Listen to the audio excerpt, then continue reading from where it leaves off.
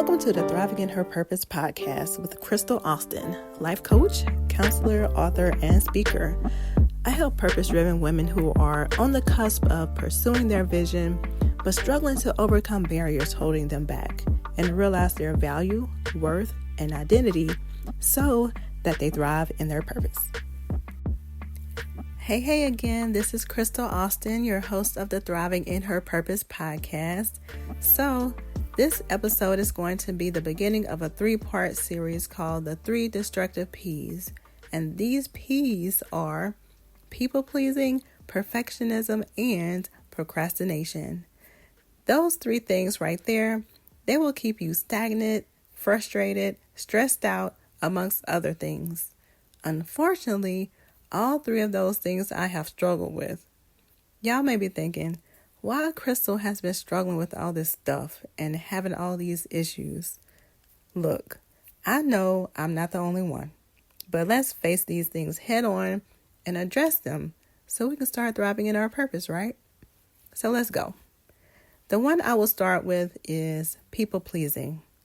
Now, the traits of a people pleaser are being agreeable, avoiding conflict, having difficulty saying no, feeling stressed or overwhelmed, being passive-aggressive, resentful, or trouble being true to their beliefs or desires.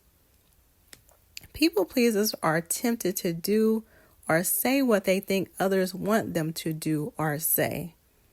They try to calculate what they think the other person would be happy with and try to do or say it that way, seeking their approval, basically. For me, people-pleasing was so I would be liked by everyone. I don't want to be disliked by anyone. I wanted to feel accepted. It has been a very recent work in progress for me to accept the fact that everyone is not going to like me.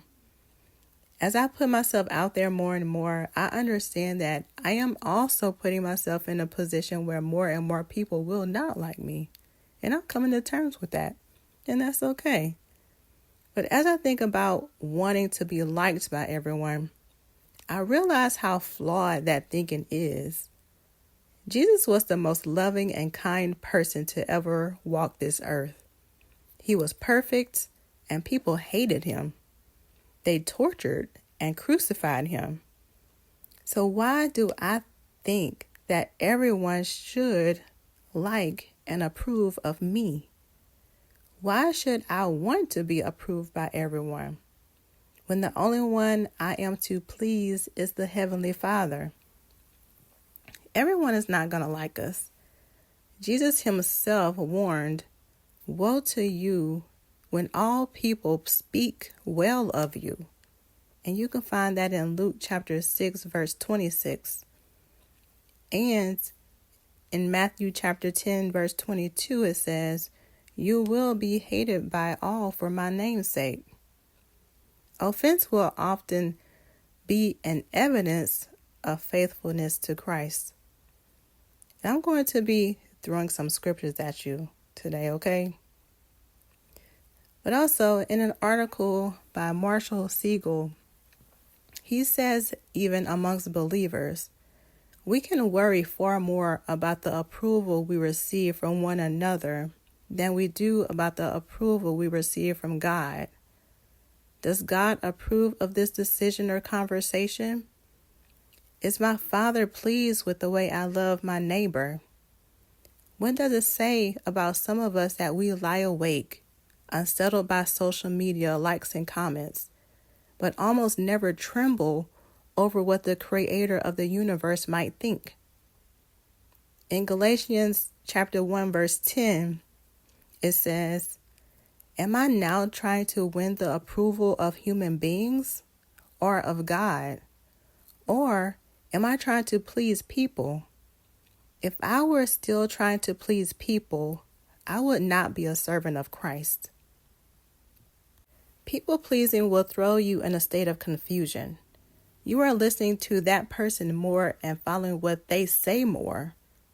You may start being more and more influenced by that person, thinking, believing, and talking like that person. But God is the source. If I'm trying to please someone else, I've made them my source because I've made what they say and their needs higher than God. In 1 Thessalonians 2 and 4 it says, "On the contrary, we speak as those approved by God to be entrusted with the gospel. We are not trying to please people but God, who tests our hearts." Now, before that, Paul was talking about how they taught and spoke with pure motives and not trying to trick anyone. God is the one who tests our hearts and the one we should be focused on pleasing, not man.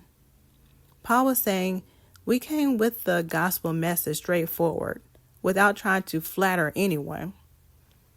When you have an assignment, especially from God, that is the one you are to focus on pleasing. Don't get sidetracked by what is trending or what seems to be the right thing to do. Be obedient to God's assignment and what pleases God. When you seek to please people, that displeases God. The person or people you are more focused on pleasing becomes your idol. You are more focused on them than God. But you may say, why are you making this so much about God? I just want to know how to stop pleasing my friends, my parents, or whoever. But that's the thing. When you are overcome with people pleasing, you are giving away the power that God put within you. You are silencing and diminishing your voice. When you diminish your voice, you are not able to fulfill what God placed you on this earth to do. It's like this. We most likely did not learn to be a people pleaser as an adult. It was most likely something you learned as a child. And that became a habit, years and years of habit. And we know how difficult it can be to break a habit. Now, as an adult, you people please in this area of your life and in that area of your life. Also, people pleasing leads to resentment. You may say that you love helping people. People always come to you when they need something. And sometimes you would even enjoy that. You may even call it your gift. But is it really your gift when it leaves you resentful? Or it can be your gift, but you haven't figured out how to balance it or set boundaries along with it. And you feel guilty about saying no. So you go along with doing it anyway, leaving yourself feeling drained, stressed, and burned out. Helping is great, but doing it constantly at the expense of your own mental health is not healthy. So how to stop? How do you stop being a people pleaser? One thing is, know that you have a choice.